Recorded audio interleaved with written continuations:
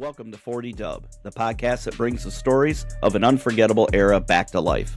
From the neighborhoods of Lansing to the halls and locker rooms of Sexton High School, this is where athletes, classmates, teachers, and community voices come together to remember the moments that shaped us. Every episode, we revisit the culture, the competition, and the friendships that defined growing up in Lansing during the late 70s and 80s. Hosted by Matt McKinnon and Ken Barnes, with executive producer and creative director Stephen Burnett. This is 40 Dubb, Stories from the Era. Welcome, everyone, to the 40 Dubb podcast. Matt McKinnon and Ken Barnes coming at you with another exciting episode.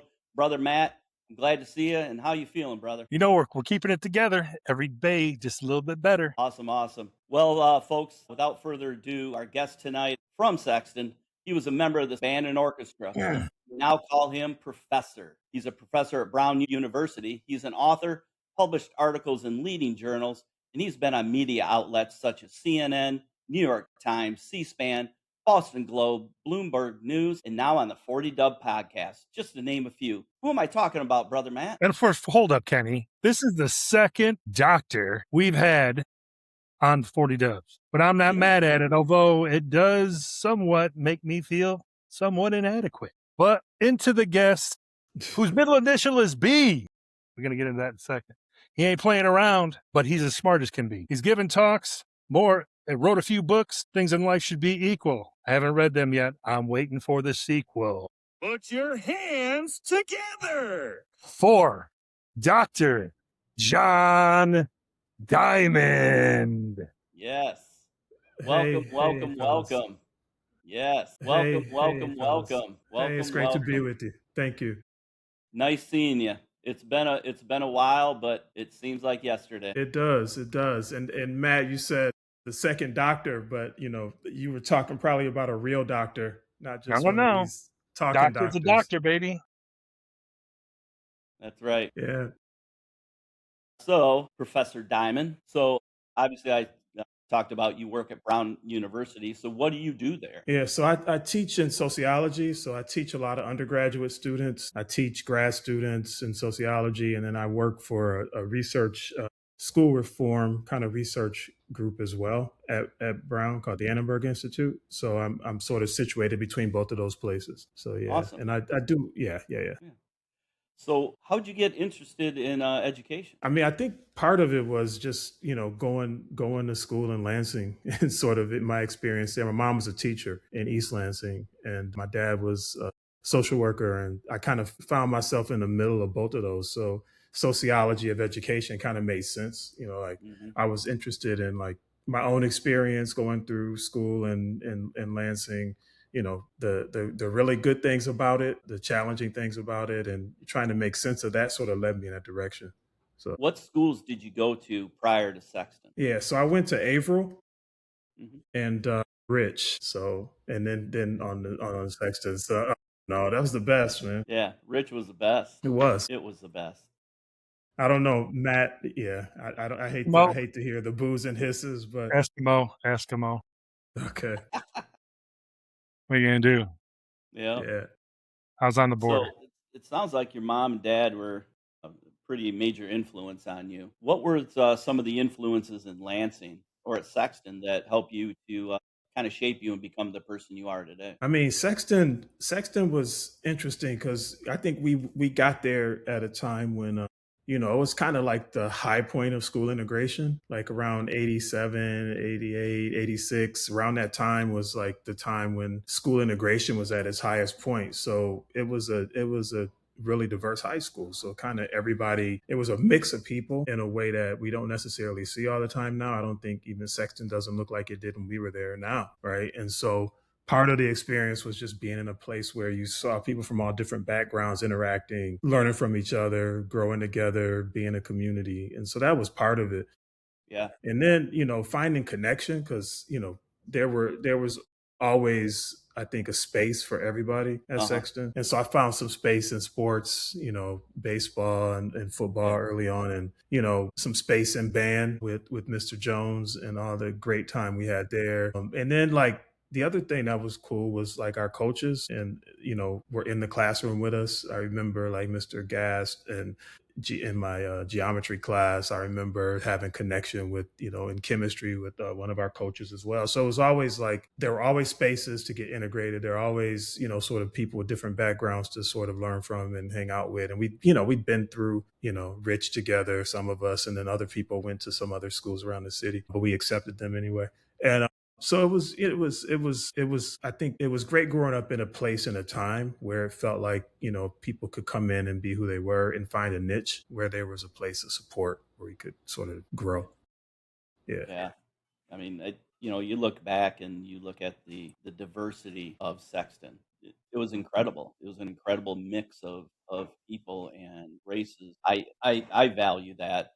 I know it shaped me, to be a better person. And uh, so, based off of that, when you started going through, schooling, were you able to, I guess, draw from some of those experiences here in Lansing and Sexton into some of your studies or a paper or anything like that? Yeah, one of the first things that when I got to college a couple years in, one of the things I had to do that was really really shaped me is I was working with a group that was focused on bringing people together across lines of difference. So we were bringing people together across like black and white groups, small groups of people, and dialogue with each other. So they were called dialogue groups. So it would be like black students and white students at Michigan's undergrad, or Mhm.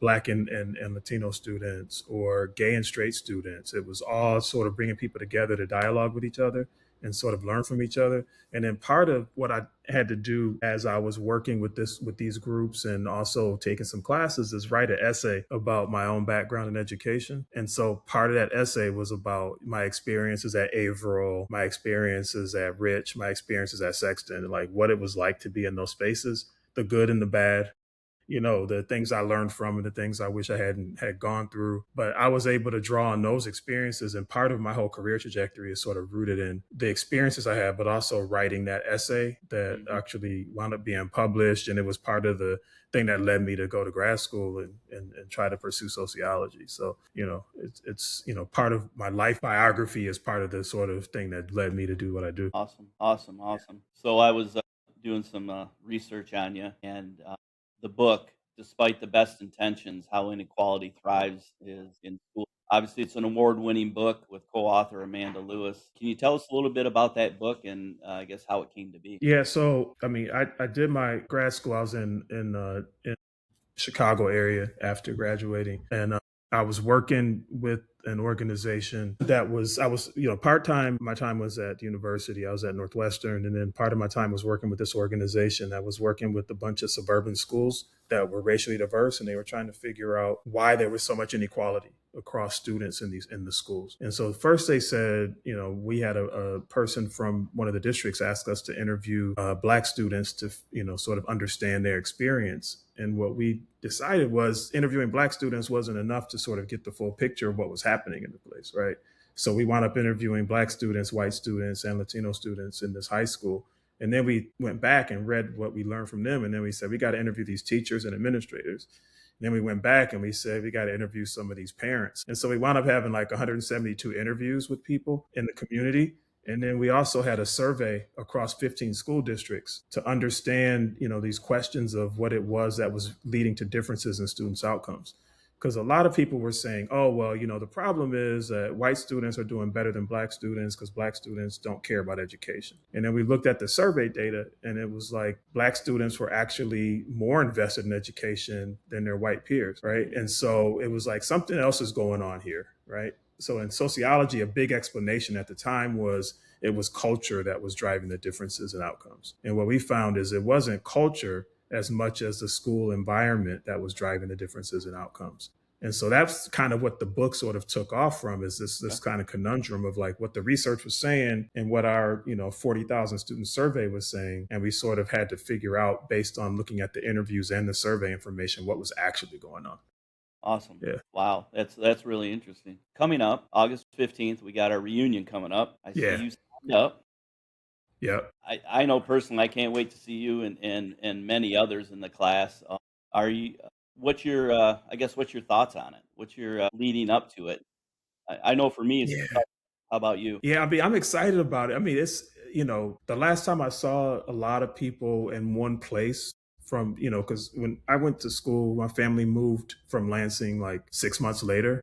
I moved to Ann Arbor because I was like, oh, I don't want to be in Lansing. And then my parents moved like 20 minutes away from Ann Arbor like the next year. So I was like, the connection that I, had to the Lansing community was sort of in some sense broken because I wasn't coming back as regularly. But then the last time I saw a large group of people was around the time Dr. Jones, Mr. Jones, Dr. Jones was leaving the school system, and came back to sort of celebrate his retirement, and saw a lot of people there.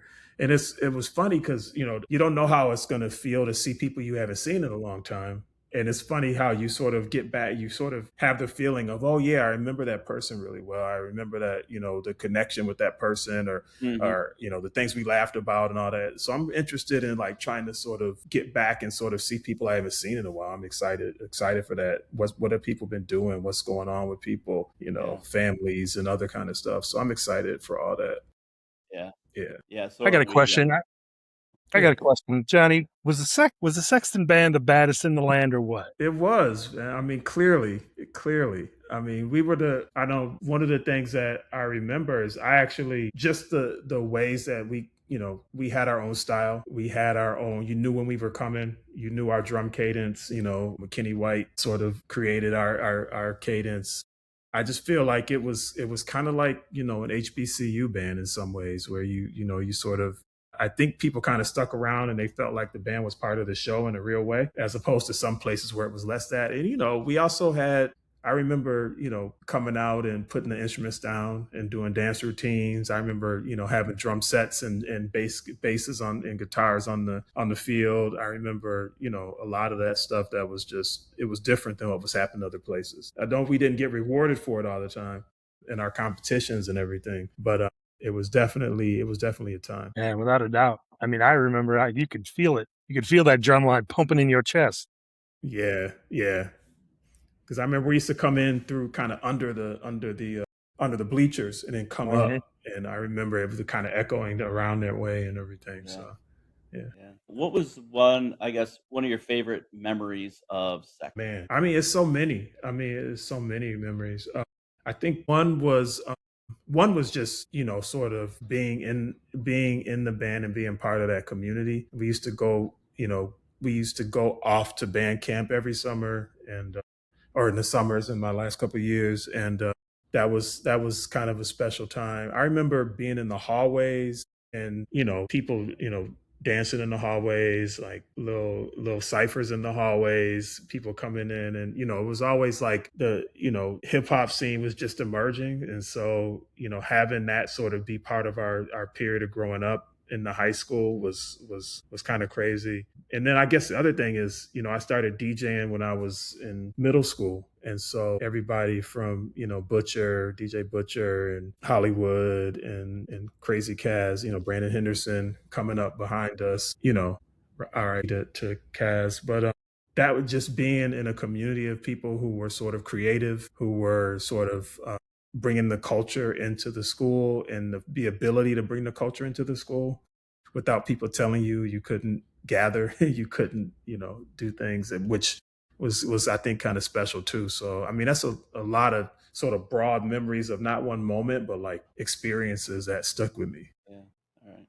Yeah, I know Matt and I have talked about it. That one of my favorite is the walk from the locker room down to the stadium. Yeah, You talk about community and all the people honking, and, saying "Go Big Reds." Everyone up on Fisher Body looking at us, and yeah, those people were proud of what we were doing and how we were representing Sexton, and yeah, it was a special time. It really was. yeah, yeah. Yep. Do you have a favorite teacher? It's interesting. I don't know that I was always the best student in high school, or necessarily the student who was always felt the most committed. But I remember, the one thing I do remember is kind of hanging out in certain teachers' rooms, like after school. Like a group of us would sit, like with our JV baseball coach, Mr. Gass. I remember sitting with him and just, just chatting them up and just talking about stuff. And it was one of the things that made me feel connected to the school is being able to sort of, yeah, be in class and learn from people, but also, hanging out a little bit after school or before practice or after practice, and being able to just talk about, sports, talk about, I know he was a big White Sox fan, being able to talk about, different kinds of things that were related to school, but also just feeling heard and seen. So yeah, that's one person and sort of set of interactions that stands out for me. So has that rolled over into how you approach the folks that you run into and the folks that you teach? Yeah, I mean, I know that my office is always, is always open to students, and I try to find myself, sort of supporting them. I mean, one of the things I do now is I direct our graduate program. So when students have challenges or problems, or they just need support, or they, are trying to figure stuff out, I wind up spending a lot of time talking with them. And so my whole career, I've been like big on mentoring people who are younger than me as they come through, and being, try to demystify the whole thing, because it can be super competitive, but it's like, how do you humanize and make and demystify all these processes that seem so alienating to people? So I spend a lot of time talking to younger scholars, and that's part of my whole thing. So I think it kind of rubbed off on me. Awesome. Yeah. All right, Matt, you want to do your? Yep. This seems like trouble. Are you ready? It's called the fastest 15. Shoot. Okay. You ready? I'm a little slow, so I think a lot. Oh, so. it's going to be fine. We'll start you out with an easy one. New logo. Thumbs up, thumbs down. The new Sexton logo. Yeah. So I'm thumbs up for changing. I'm thumb sideways for the new logo. So it's not a direct answer, but I feel like we need to get rid of the big red. Okay. Did you participate in the egg drop contest? I feel like I did. Physics class. I feel like I did in physics. Yeah. What's your favorite sports film? Man, this is Fast 15. Yeah, you're supposed to be coming up with these quick, Johnny D. So I would say maybe he got game. Okay. Maybe. I might come back to it. Okay. If you change, that's fine. What does CATA stand for? Capital Area Transit Authority. There you go. Yeah. Some people don't know that. Have you ever had the Rubik's Cube, and could you solve it? I had it and never solved it. Broke mine apart and solved it. Give you that. Well, yeah. That doesn't count though. That's true. Quality dairy milk in a bag. I hate milk. Hate milk. I had everything else from QD, but not that. Okay. Christmas presents on Christmas Eve or Christmas Day? Day. Okay. What's your favorite? Halloween or Christmas? Christmas. Is Die Hard a Christmas movie? No. What's the best decades? The 80s, the 90s, or the 2000s? I'm gonna get caught on this one. I'll say the 90s. What's your favorite song from that decade? Electric Relaxation. Nice. Is that actually? I need to look and make sure that's the 90s. But yeah. Yeah. Well, I'm sure someone's gonna fact check you. Yeah, I know. Who wins in a fight, Freddy Krueger or Jason Voorhees? Freddy. Let's see. What kind of car did you drive in high school? Delta 88. Now, those things are a beast. Yeah. Let's see. McDonald's, Burger King, Burger Chef, or Olympic Broil? I will say Burger King. Have a Whopper your way. Let's see. Have you ever called a radio station, requested a song, and waited to tape it? I waited for a song and taped it. I never called and requested one. All right. Favorite Potter Park exhibit? God, I don't know. What's your number one landmark in the Lansing area? God. Well, I know where we used to hang out in Lansing. So the favorite place that we used to hang out, I think, was probably that Burger King toward East Lansing in the Outer Limits. But I don't know what my favorite landmark is, or if those places are even still there. I'm sure they're not. Yeah, there's a couple that have been getting gone and rolled over. I know. Yeah. Michael Jackson or Prince? Prince. If you could invite 3 people to dinner, living or dead, who would they be?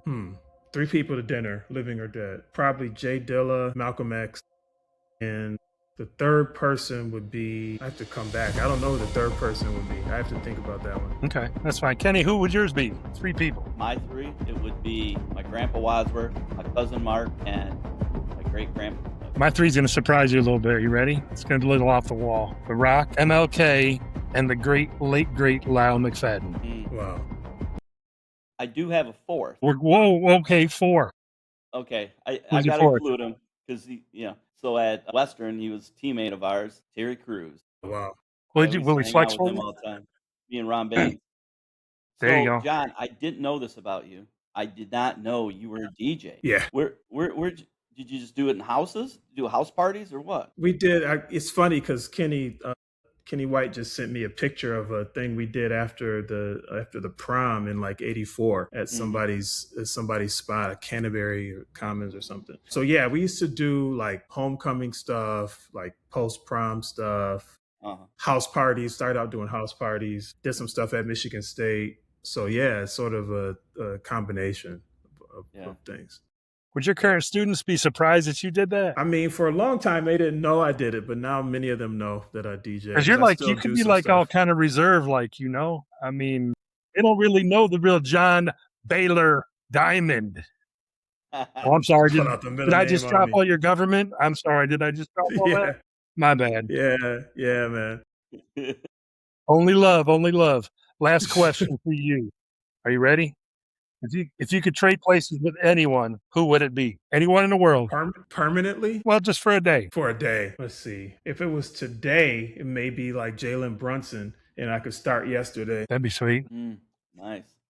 They're having a good All old right, I'm time in going. that parade. They're having a good time. Right. Yeah. I'm going back to the DJ. Yeah. Okay, bring it. What about Ray Collins? Parade Collins. Yeah.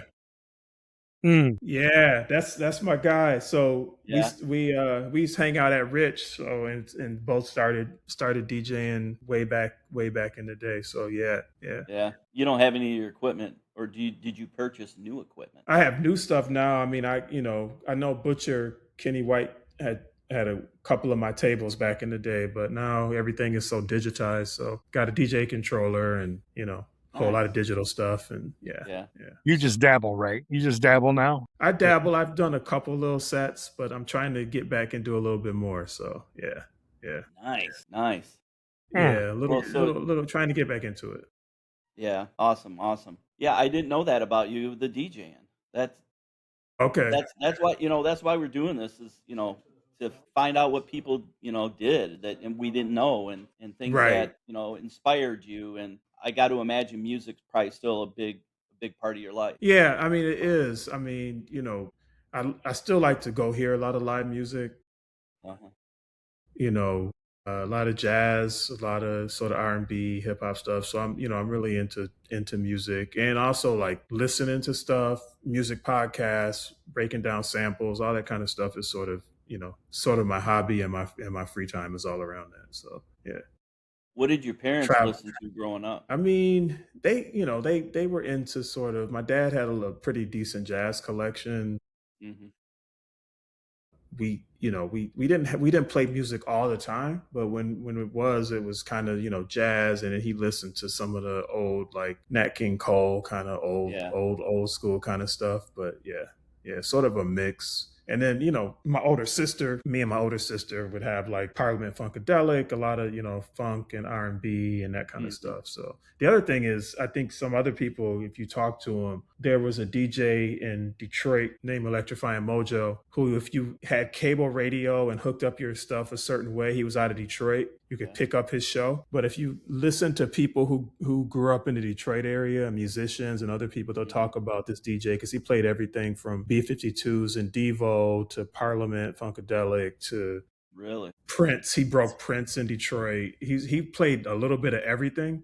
And Uh-huh. so a lot of people talk about his influence. Plus, like stuff like from German electronic music like Kraftwerk and that Yeah. kind of stuff. So he played everything. And so I used to listen to that kind of stuff if I could get it.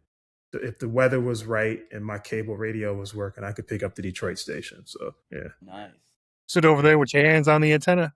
Everything had to be hooked up a certain way, and foil on the antenna and The everything. kids these days, they don't understand that, man. They No, don't No, know.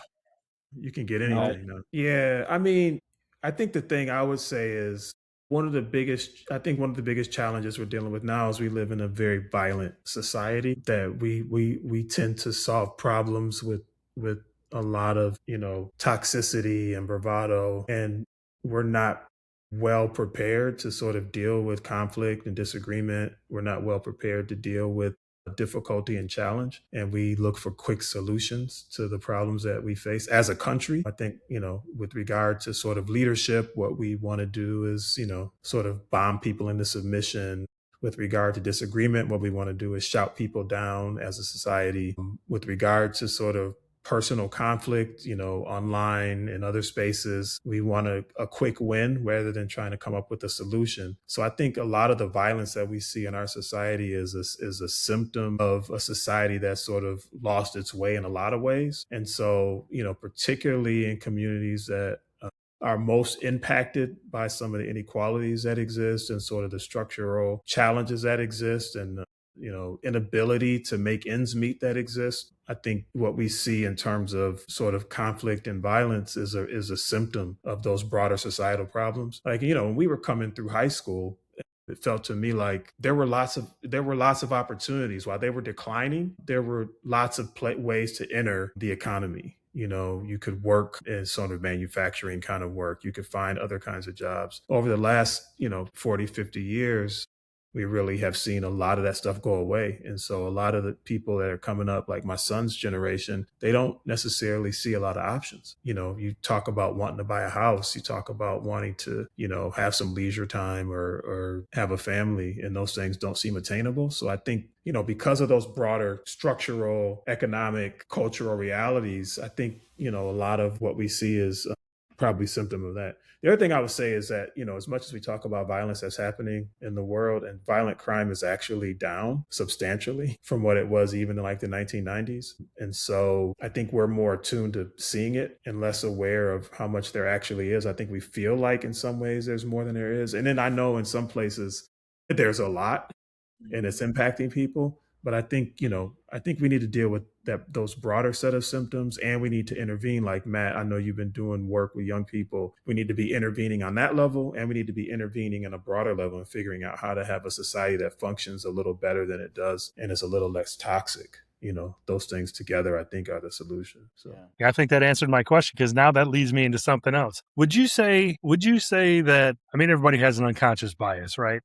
So would you say that, or would you say that just people have just become like ignorant, or I don't know. I don't know. I guess I don't know what my question is, but how do we fight that bias? Yeah. I think we have to be open to growing as people. We have to be open to hearing other people's voices and understanding other people's experiences. And we have to be less self-centered to feel like if we make a misstep, if we say something and somebody gives us feedback on it, to accept it and figure out how to grow. I think there has to be an openness to sort of the dialogue I was talking about before, learning from each other and figuring out how my experience and my reality might not be somebody else's. So Right.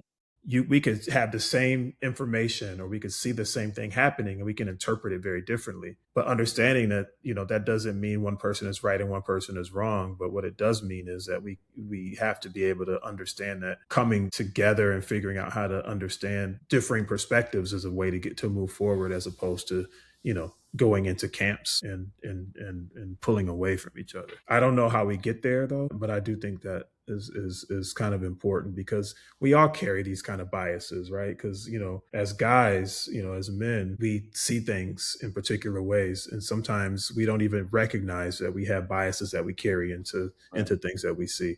But if somebody tells us we do, one reaction is to get mad and say, "Oh, you're wrong. I'm not, I'm not that kind of person," as opposed to saying, "You know what? Let me think about that. I think you might be onto something." So I think that's the kind of stance we have to take if we want a better world and, better, more positive interactions. So. Yeah. Do you think that's kind of tied into, I guess, better words, we don't communicate as well as I think we used to? To sit down and have a conversation, and if we agree or disagree on something, that's okay. But it seems like the dialogue is, somebody says something, and it's like you said, it's the defensiveness and everything.